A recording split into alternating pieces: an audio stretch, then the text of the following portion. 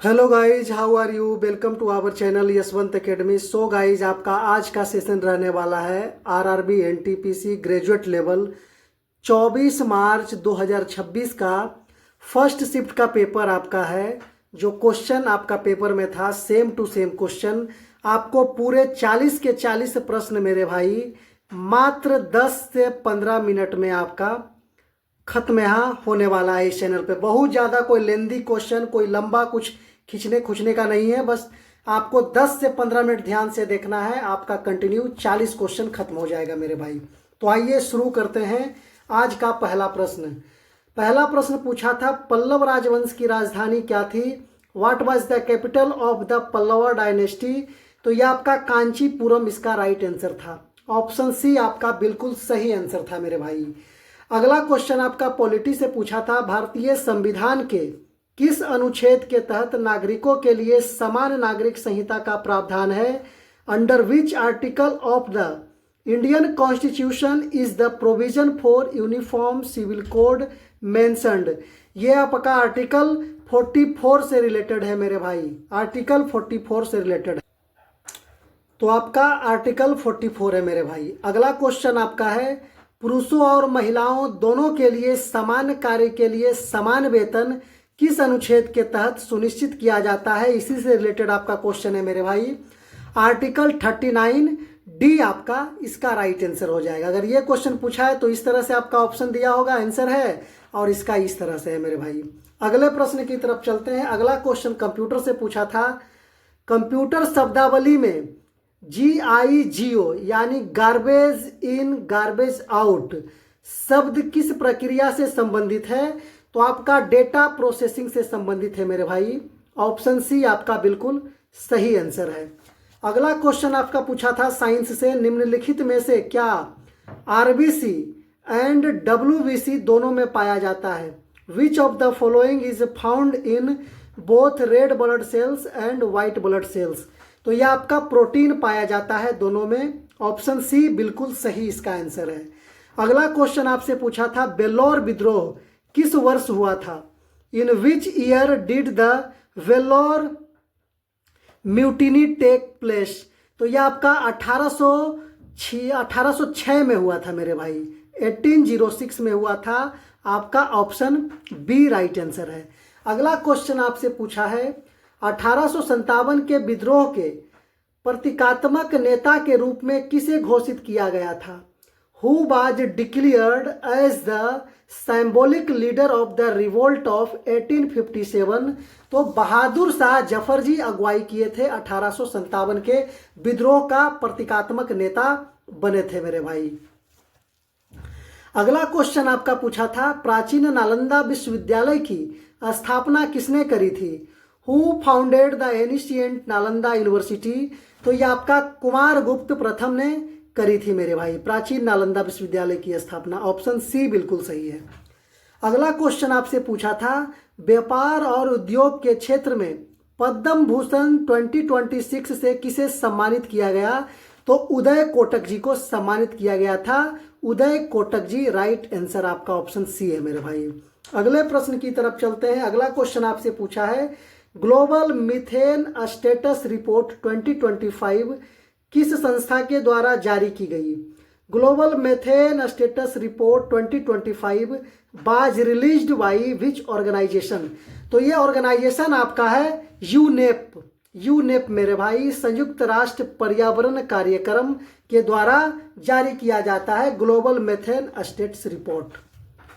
किस संविधान संशोधन ने शिक्षण संस्थानों में OBC के लिए 27% आरक्षण को सक्षम किया? Which constitutional amendment enabled 27% reservation for OBCs in educational institution? तो यह आपका 93वां संविधान संशोधन में OBC को 27% आरक्षण रिजर्व कराया मेरे भाई। यह ऑप्शन डी आपका बिल्कुल सही है। अगला क्वेश्चन आपका पूछा था संत तुकाराम महाराज ने अपने प्रसिद्ध अभंग किस भाषा में लिखे थे? इन विच languages did Sant Tukaram Maharaj right his famous अभंग्स? तो ये मराठी भाषा में संत तुकाराम महाराष्ट्र से संबंधित थे, तो ये मराठी भाषा में लिखे थे मेरे भाई। ऑप्शन सी आपका बिल्कुल राइट आंसर है। अगले प्रश्न की तरफ चलते हैं। अगला क्वेश्चन आपसे पूछा है, निम्नलिखित में से किस क्षेत्र में जनसंख्या घनत्व यानी पॉपुलेशन डेंसिटी सबसे अधिक है? In which of the following regions is the pollution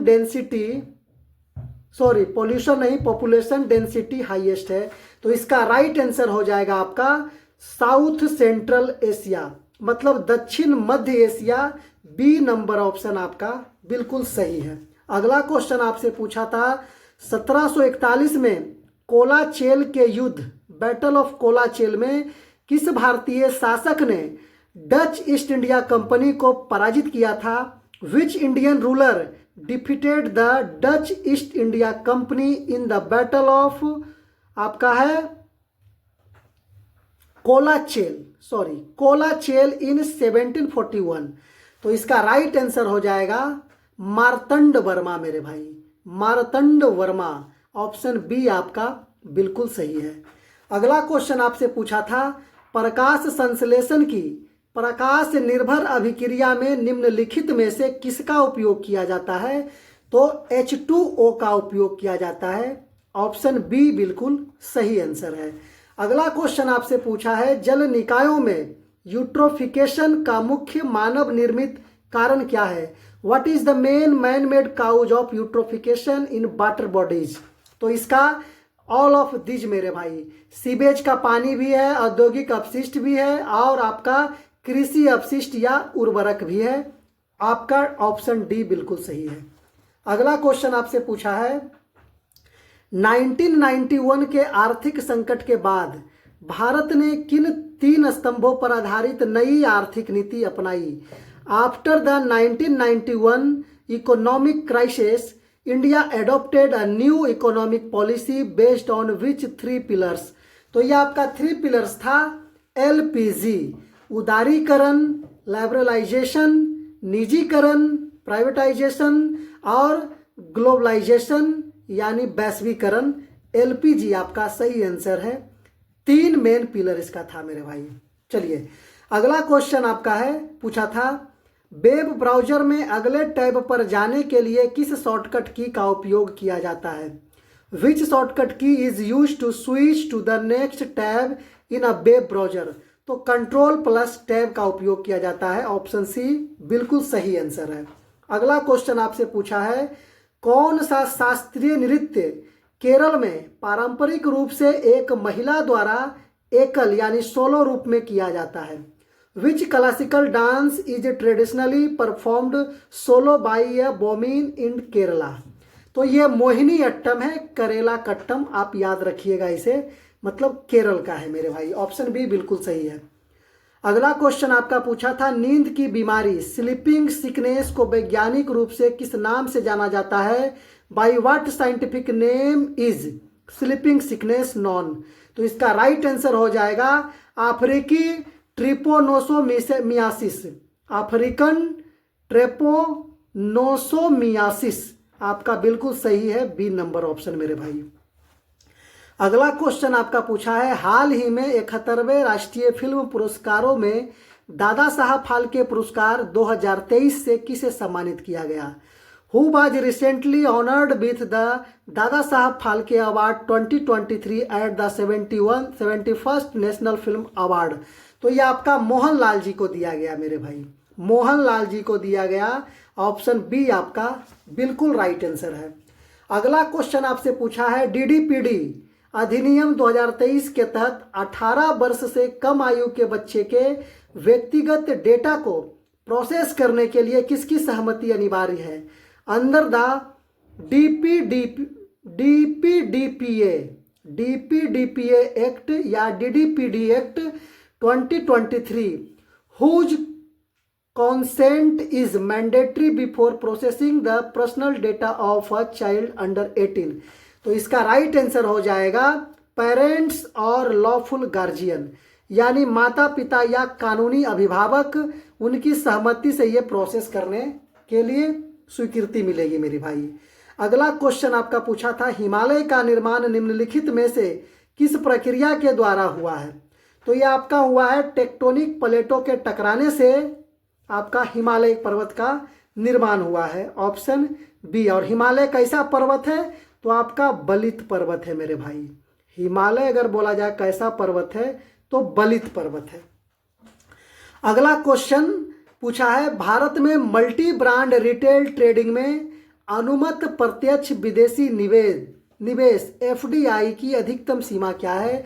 what is the maximum limit of foreign direct investment FDI allowed in multi brand retail trading in India? तो इसका अधिकतम सीमा है 51% मेरे भाई, 51%, ऑप्शन सी बिल्कुल सही आंसर है। अगला क्वेश्चन आपसे पूछा है, हड़प्पा सभ्यता की जल निकासी व्यवस्था ड्रेनेज सिस्टम की मुख्य विशेषता क्या थी? What was the main feature of the drainage system of Harappan civilisation? तो इसका राइट आंसर है पक्की और ढकी हुई नालियां, पक्की और ढकी हुई नालियां, ऑप्शन बी आपका बिल्कुल सही आंसर है मेरे भाई।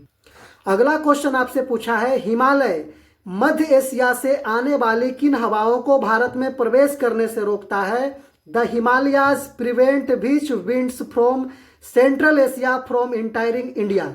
तो ये आपका ठंडी बर्फीली हवाएं को मध्य एशिया से आने वाले हवाओं को भारत में प्रवेश से रोकता है मेरे भाई, ऑप्शन बी आपका बिल्कुल सही आंसर है।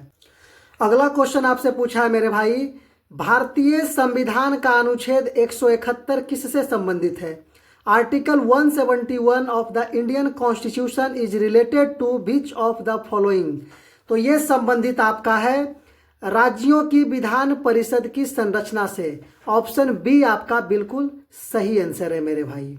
अगले प्रश्न की तरफ चलते हैं। अगला क्वेश्चन आपसे पूछा है, स्पेस इकोनॉमी लीडर्स मीटिंग 2023 की मेजबानी किस देश ने की? Which country hosted the space economy leaders meeting 2023? तो इसकी मेजबानी अपना भारत करा था मेरे भाई, इंडिया करा था। वर्ल्ड कोऑपरेटिव मॉनिटर 2025 के अनुसार किन दो भारतीय समितियों ने शीर्ष वैश्विक रैंक हासिल की है? According to the world cooperative monitor 2025 which 2 Indian cooperatives achieved top global ranks? तो यह आपका अमूल प्रथम है, अमूल फर्स्ट आया था और आपका इफिको सेकेंड नंबर पे आया था मेरे भाई, ऑप्शन ए आपका बिल्कुल सही आंसर है। अगला क्वेश्चन आपसे पूछा था, बेल्लौर विद्रोह, बेल्लौर विद्रोह जो 1806 के दौरान विद्रोहियों ने किसे अपना शासक घोषित किया था? तो ये फतेह हैदर को, जो टीपू सुल्तान का पुत्र था, तो विद्रोहियों ने अपना शासक घोषित किया था फतेह हैदर को, ऑप्शन बी बिल्कुल सही आंसर है मेरे भाई। अगले प्रश्न की तरफ चलते हैं। अगला क्वेश्चन आपसे पूछा था, प्रकाश संश्लेषण फोटोसिंथेसिस के दौरान ऑक्सीजन किस प्रक्रिया के उपोत्पाद यानी बाई प्रोडक्ट के रूप में निकलती है? During photosynthesis oxygen is released as by product of which process? तो यह प्रकाश निर्भर अभिक्रिया के रूप में निकलती है मेरे भाई, ऑप्शन आपका बी बिल्कुल सही आंसर है। अगला क्वेश्चन आपका पूछा था, 86वें संविधान संशोधन द्वारा किसे मौलिक अधिकार बनाया गया? what was made fundamental right by the 86th constitutional amendment? तो यह आपका प्रारंभिक शिक्षा का अधिकार, इसी को मौलिक अधिकार 86वें संविधान संशोधन के अंतर्गत बनाया गया था मेरे भाई। और ये आपको आर्टिकल कितना में दिया गया था, आपको यहाँ कमेंट सेक्शन में कमेंट करना है मेरे भाई।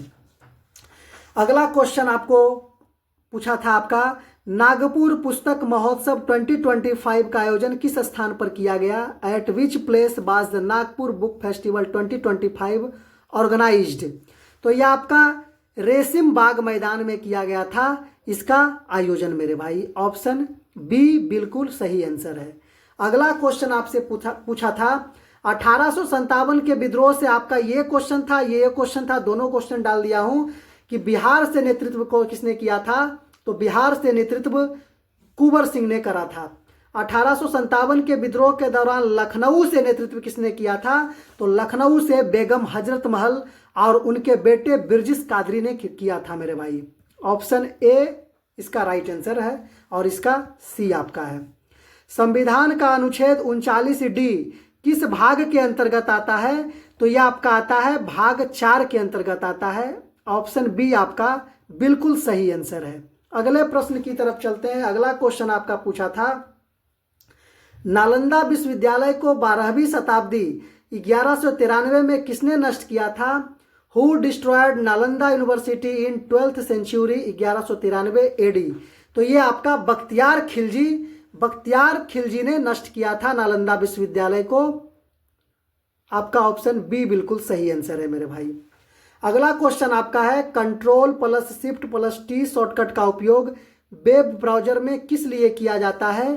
तो बंद किए गए टैब को फिर से खोलने के लिए control plus shift plus T का उपयोग किया जाता है। ऑप्शन बी आपका राइट आंसर है। अगला क्वेश्चन आपका पूछा था, वर्तमान में समान नागरिक संहिता यूनिफॉर्म सिविल कोड लागू करने वाला भारत का पहला राज्य यानी स्वतंत्रता के बाद कौन सा है? Which is the first state in India to implement the uniform civil code after independence? तो यह आपका उत्तराखंड है मेरे भाई। उत्तराखंड पहला राज्य है जहां यूसीसी लागू हुआ इंडिपेंडेंस के बाद।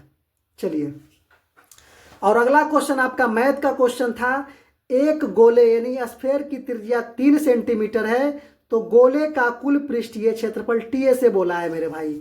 तो टीए से क्या हो जाएगा? आपका फॉर्मूला यहां लिख दिए हैं, 4 पाई आर स्क्वायर होता है टोटल सरफेस एरिया, या फिर संपूर्ण बोले या टोटल बोले बात बराबर है। हिंदी में हो जाएगा कुल पृष्ठ या संपूर्ण पृष्ठ मेरे भाई।